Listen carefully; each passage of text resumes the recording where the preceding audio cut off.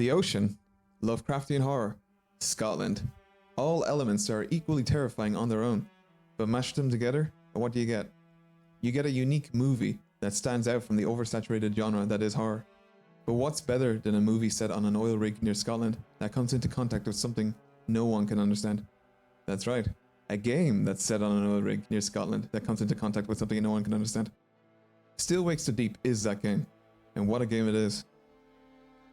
There will be no story spoilers here, but if you're like me, you would consider certain visuals like monster designs a spoiler because it's part of the surprise which makes up the experience. I mainly want to draw your attention to this game, as I just found out there's an expansion arriving in a few days, so I figured I should bring as much attention to this hidden gem as I can. Before I continue, I must make it clear that this is a deeply linear horror game.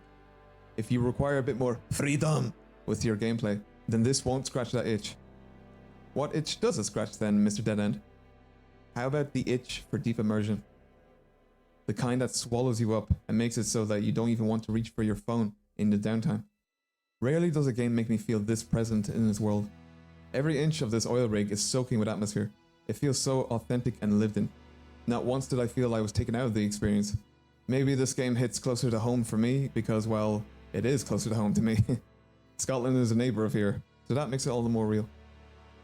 The premise of this game follows everyman Kaz McCleary, trying to find his footing after a catastrophic drilling failure, awakens something deep down on the ocean floor. Something that can only be described as eldritch. As this thing slowly takes over the oil rig, physically and psychologically altering the survivors still inside, Kaz needs to round up any sane person left, figure out what the hell is going on, and try to find a way out, while being tormented by his own past demons too. Simple premise, flawless execution. This narrative chooses a very natural approach. It unfolds as it would if it was a real-life event, meaning there's no third act exposition dump, where the protagonist meets someone who knows all the answers, or has many theories, but they all turn out to be correct. God forbid anyone give a theory that might be wrong in a story. The game creates questions, and you're drip-fed just enough to theorize about what this thing is. But there are no concrete answers, thankfully. The mystery here is too damn alluring that I don't want any answers. I want to get lost in theories and search up videos of other people's series, which is exactly what I did immediately after the credits rolled. What sells the authenticity of these characters are the excellent performances here. The game was absolutely deserving of the 3 BAFTA awards for best performances. They're not going for the Oscar-baiting portrayals here, clearly trying to draw attention to their acting. No, they sell you with realism, as if you yourself arrived on this oil rig by helicopter one day and just had a conversation with the crew. As someone who's been exhausted by the lack of quality dialogue in games and movies, I cannot express how happy I was to play this game I knew nothing about and come away thinking that the dialogue was one of the best I've experienced in years. It helps that the dialogue is spiced up with authentic Scottish accents and lingo. As an Irish person, I understand the agony of listening to poorly done Scottish accents in gaming media. Irish characters have shared that same curse. This is a cliched sentiment, but the oil rig in this game is one of the best characters in its own right.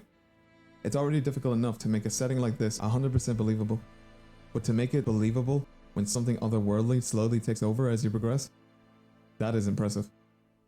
When I'm completely absorbed by a game's setting, I tend to go on a spree of films and shows that share its setting.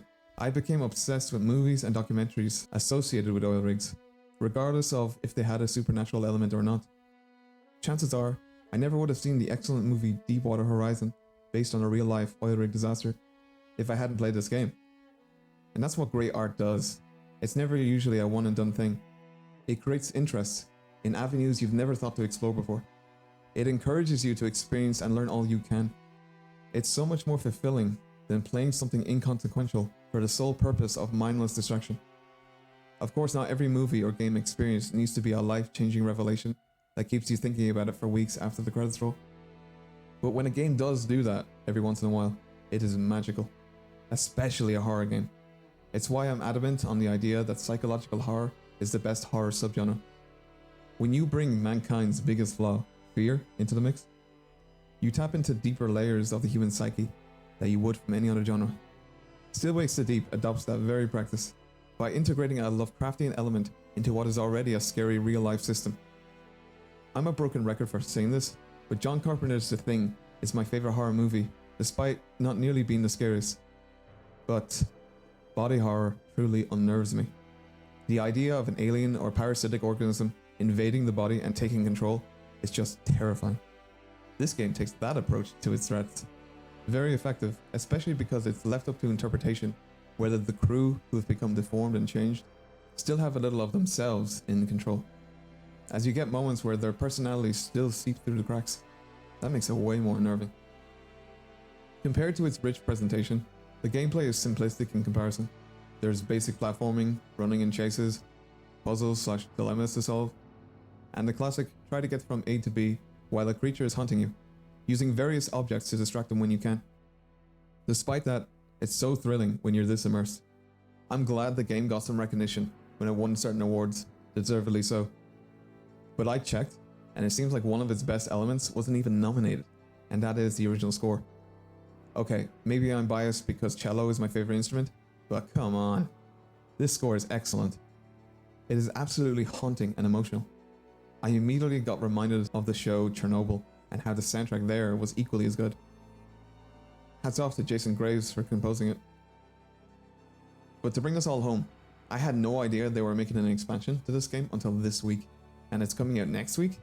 That was the best possible news, and it's even more reason why you should not let this fly under the radar. Steam is currently doing a sale, with the complete edition at only €24. So what's your excuse?